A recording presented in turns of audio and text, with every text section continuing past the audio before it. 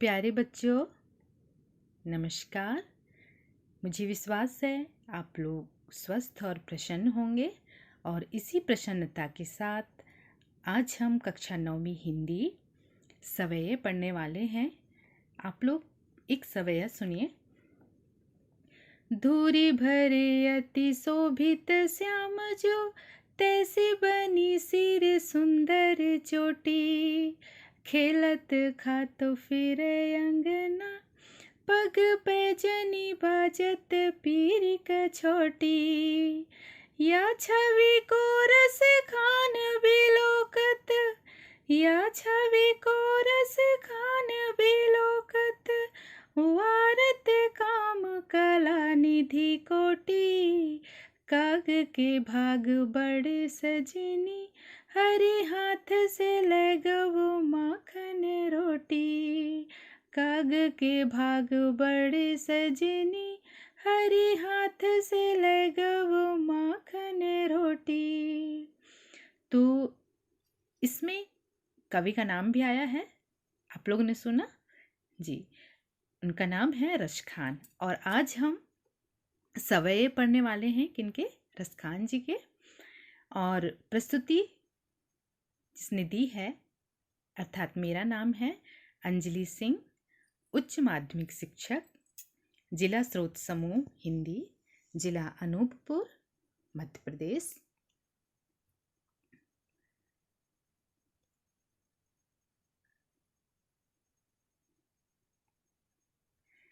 तो हम रसखान जी के जीवन परिचय के बारे में जानते हैं। चलिए। कृष्ण भक्त कवियों में प्रमुख स्थान रखने वाले कवि रसखान का जन्म सन 1548 ईस्वी में दिल्ली के निकट हुआ था। इनका मूल नाम क्या था? सैयद इब्राहिम था। रसखान मुसलमान होते हुए भी आजीवन श्री कृष्ण भक्ति में लीन रहे। इनकी कृष्ण भक्ति देखकर गोस्वामी विट्ठल नाथ जी ने इनको अपना शिष्य बना लिया। कहा जाता है कि श्रीनाथ के मंदिर में रसखान को कृष्ण के दर्शन हुए। इसके बाद वे हमेशा के लिए ब्रजभूमि के होकर रह गए। और इनकी मृत्यु कब हुई? इनकी मृत्यु हुई सन 1628 ईस्वी के लगभग हुई। इनकी रचनाएं क्या हैं? साहित्य जगत को इनकी जो अमर कृतियां हैं वो कौन कौन सी हैं? कवि रसखान की 2 रचनाएं ज्ञात हैं, जिनमें से सबसे पहला है प्रेम वाटिका, जिसमें प्रेम विषयक दोहों का संग्रह है। और दूसरा है सुजान रसखान। इसमें क्या रचना है, क्या बातें लिखी हुई हैं? इसमें है कृष्ण प्रेम संबंधी कवित्त और सवयें। इनकी रचनाओं का संग्रह रसखान रचनावली के नाम से प्रसिद्ध है। साहित्यिक विशेषताएं क्या हैं? इनके भाव पक्ष और कला पक्ष क्या हैं? इनके बारे में हम जानें। कवि रसखान ने अपनी काव्य रचना का विषय, जैसे कि हमने पहले ही बताया है कि किसके अन्य भक्त थे? कृष्ण के। तो श्री कृष्ण के अन्य भक्त हैं, तो पूरी रचना इनकी किन के ऊपर आधारित होगी? श्री कृष्ण के। कृष्ण भक्ति को बनाया है। इनकी यह अनुरक्ति केवल कृष्ण के प्रति ही नहीं प्रकट हुई है, बल्कि कृष्ण की लीला भूमि अर्थात समूची ब्रजभूमि के प्रति भी इनका अन्य अनुराग व्यक्त हुआ है। समूची ब्रजभूमि में क्या क्या? कृष्ण तो हैं ही, लेकिन कृष्ण जहाँ जहाँ अपने पग रखे हैं, जहाँ जहाँ रास रचाया है, ब्रज की हर गली, कुंज, नदियाँ, पेड़ पौधे, गौशाला, ये सभी इनके सबके प्रति इनका अन्य भक्ति प्रकट हुआ है। वे ब्रजभूमि प्रेमी तथा कृष्ण की भक्ति में लीन व्यक्ति का जीवन ही सार्थक मानते हैं। इनके काव्यों में कृष्ण की रूप माधुरी, ब्रज महिमा तथा राधा कृष्ण की प्रेम लीलाओं का सुंदर वर्णन मिलता है। भाषा शैली क्या है? रसखान की भाषा सरस और सरल है। अलंकारों के कारण इनकी भाषा बोझिल नहीं हुई है, अपितु इनके प्रयोग से भाषा की मधुरता बढ़ गई है। दोहा, कवित्त तथा सवैया रसखान के प्रिय छंद हैं। पर सवैये की बात निराली है। इनके द्वारा प्रयुक्त शब्द क्या है? आडंबरहीन है, मतलब उनमें कोई भी दिखावा नहीं है।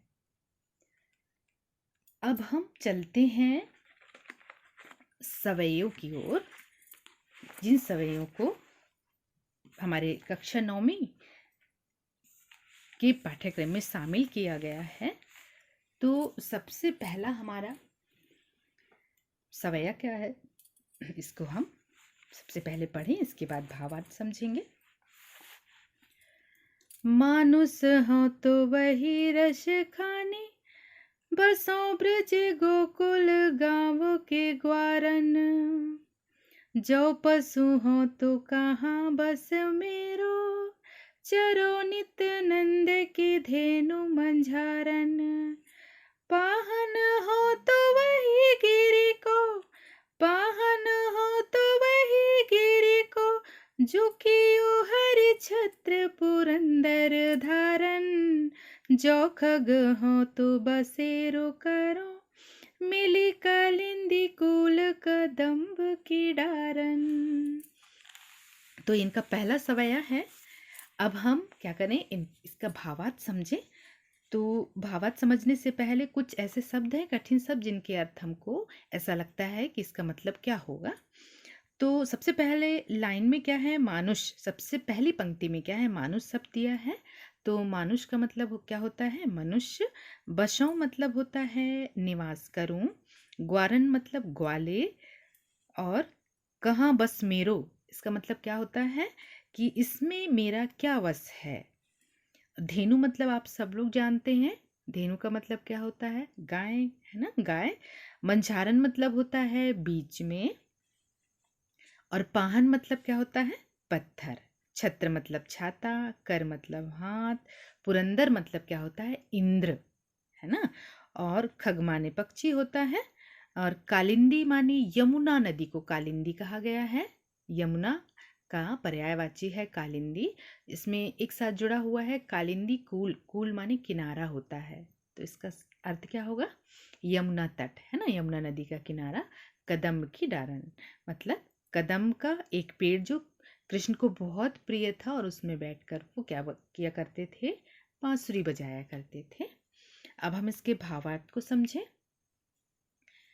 प्रस्तुत सवैये में रसखान, यहाँ पे थोड़ा सा मिस्टेक है। प्रस्तुत सवैये में रसखान यही इच्छा व्यक्त करते हैं। क्या इच्छा व्यक्त की है? कितनी अच्छी इच्छा व्यक्त की है उन्होंने। कहा है कि अगले जन्म में भी वह वृंदावन से ही जुड़े रहना चाहते हैं। वे कहते हैं कि मैं यदि मनुष्य बनूं तो वृंदावन में वहाँ के ग्वालों के साथ रहूं, है ना। यदि मैं पशु बनता हूं तो इसमें तो मेरा कोई बस नहीं होगा, मेरा कोई जोर नहीं होगा। लेकिन पर मैं इतना चाहता हूं कि मैं सदानंद बाबा की गायों के बीच ही चरने वाला कोई पशु बनूं। यदि मुझे पत्थर भी बनना पड़े तो मैं गिरिराज गोवर्धन पर्वत का पत्थर बनना चाहूंगा, क्योंकि उसे भगवान कृष्ण ने इंद्र से रक्षा करने हेतु छाता बनाकर हाथ में उठा लिया था, अपनी कनिष्का उंगली में उठा लिया था, और पूरे ब्रजवासियों की रक्षा की थी। यदि मुझे पक्षी बनना पड़े, यहाँ पक्षी है, यदि मुझे पक्षी बनना पड़े तो मैं यमुना तट पर कदम के वृक्ष की शाखाओं में निवास करना चाहूंगा, कृष्ण क्योंकि इनके निकट ही रास रचाया करते थे। अब बच्चों, जो पद हमने पढ़ा है, जो सवैया हमने पढ़ा है, उनसे प्रश्न बनते हैं। तो इन प्रश्नों को हम पहले समझें और उत्तर भी हम बता पाएंगे, है ना। तो पहला प्रश्न हमारा है, यह सवैया किसके द्वारा किस भाषा में रचा गया है? बहुत सरल है इस प्रश्न का उत्तर। तो इस यह सवैया किसके द्वारा? रसखान के द्वारा रचा गया है, और इस सवैये की भाषा क्या है? ब्रज भाषा में रचा गया है ना। मनुष्य का जन्म मिलने पर रसखान ने क्या इच्छा व्यक्त की है? मनुष्य का जन्म मिलने पर रसखान ब्रज में वहां के ग्वालों के साथ रहना चाहते हैं। किसके साथ? ग्वालों के साथ। फिर हमारा तीसरा प्रश्न बनता है इससे, पशु बनने की स्थिति में कवि क्या चाहता है? पशु बनने की स्थिति में कवि ने क्या चाहा है अभी हम समझे हैं।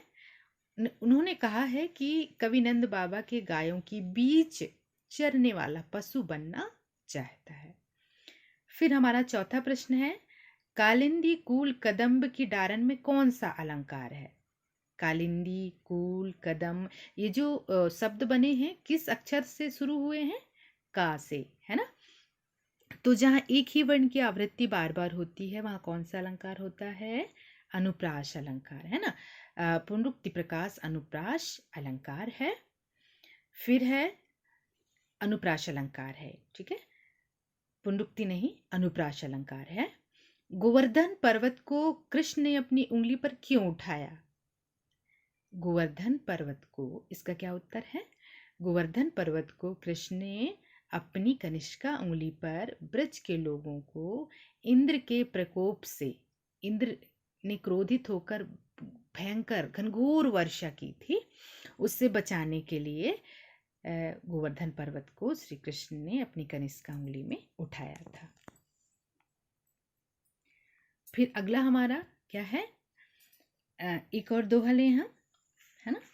तो एक और दोहा क्या है, ये दोहा ने एक और सवैया क्या है, सवैया क्या है, छंद, है ना।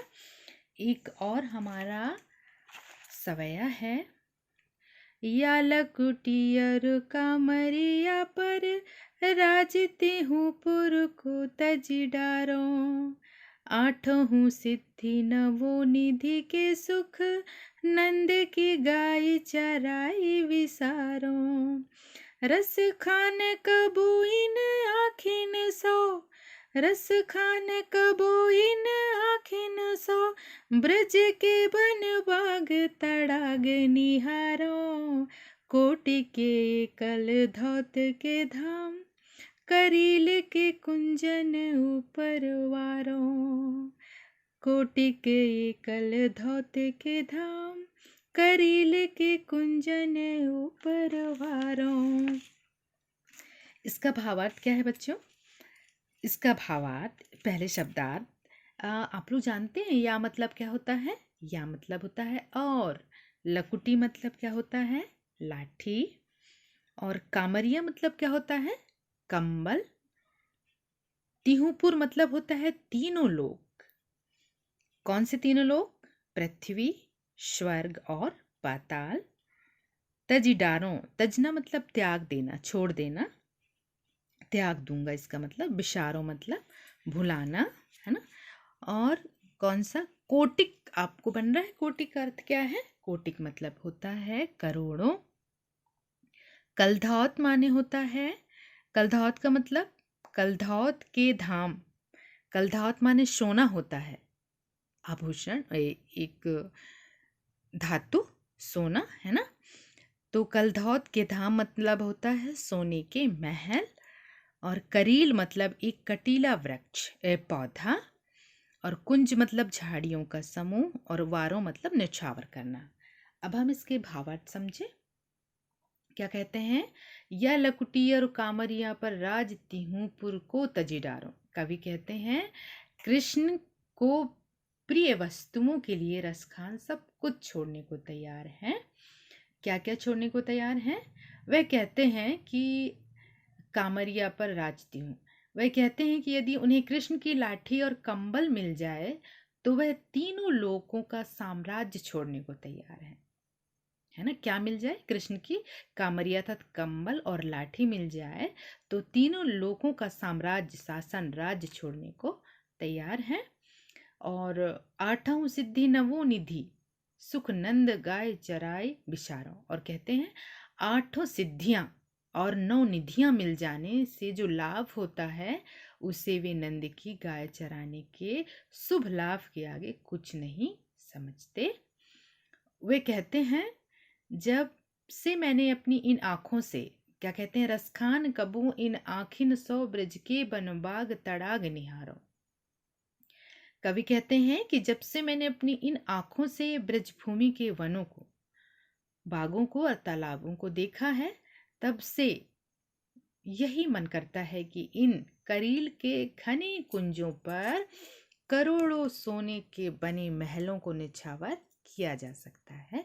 अर्थात इन करील के कुंजों के आसपास वास करने में जो सुख है वह सोने के महल कोटिक, कोकिल लिखा है ना इसमें, कोटिक है, कोटि के एक अलधौत के धाम। वे कहते हैं कि सोने के बने महलों में भी नहीं है। जो सुख कहाँ है? जो घने कुंजों पर करोड़ों सोने के बने महलों को न्यौछावर किया जा सकता है। अर्थात इन करील के कुंजों के आसपास वास करने में जो सुख मिलता है, जो सुख है, वह सोने के बने महलों में भी नहीं है, क्योंकि कृष्ण इन्हीं के निकट अपनी लीलाएं किया करते थे। अब हम फिर जो पद्यांश है, ये जो सवैया हमने पढ़ा है, तो इससे जो प्रश्न बनते हैं उनके प्रश्न को हम जानें। सबसे पहला प्रश्न है, कवि और कविता का नाम बताइए। तो हम जान रहे हैं, हम जान चुके हैं कविता का नाम और कवि का नाम। तो उत्तर क्या लिखेंगे? कवि का नाम रसखान, कविता का नाम सवैये। कवि किस पर तीनों लोग न्यौछावर करने को तैयार हैं? कवि कृष्ण की लाठी और कंबल पर तीनों लोग को न्यौछावर करने को तैयार हैं। नंद की गाय चराने के लिए कवि कौन कौन सा सुख त्यागना चाहते हैं? तो इसका उत्तर क्या है? नंद की गाय चराने के लिए कवि 8 सिद्धियां और 9 निधियों से मिलने वाला सुख त्यागने को तैयार हैं, त्यागना चाहते हैं। और बच्चों, आप लोग एक बात जानते हैं, 8 सिद्धियां क्या हैं, किसे कहते हैं? ये 8 सिद्धियां होती हैं, जैसे अणिमा सिद्धि, महिमा सिद्धि और गरिमा सिद्धि, लघिमा सिद्धि, है ना, प्राप्ति, प्राकाम्प इत्यादि 8 सिद्धियां हैं और 9 निधियां हैं, है ना। 9 निधियां क्या हैं, थोड़ा सुन लें। जैसे पद्म, महापद्म, शंख, मकर, कच्छप, मुकुंद, कुंद, नील और खर्व, ये क्या है? कुबेर की 9 निधियां कहलाती हैं। किसके? ये कुबेर की 9 निधियां कहलाती हैं। और कवि क्या कहते हैं कि नंद की गाय चराने के लिए कवि 8 सिद्धियों और 9 निधियों से मिलने वाला सुख त्यागना चाहते हैं। कवि क्या देखने की इच्छा प्रकट करते हैं? कवि ब्रजभूमि के वनों, बागों तथा तालाबों को देखने की इच्छा प्रकट करते हैं। करील, इसमें करीम लिखा है, इसका ये शुद्ध क्या है? करील के कुंजों पर कवि क्या क्या देना चाहता है, क्या क्या छोड़ना चाहता है, क्या क्या त्यागना चाहते हैं? ये प्रश्न क्या बनेगा कि करील के कुंजों पर, मिस्टेक है इसमें शब्दों की, है ना। करील के कुंजों पर कवि करोड़ों सोने के महल देना चाहते हैं, त्यागना चाहते हैं, न्यौछावर करना चाहते हैं। किसके सामने? करील के कुंजों पर, छड़ियों पर।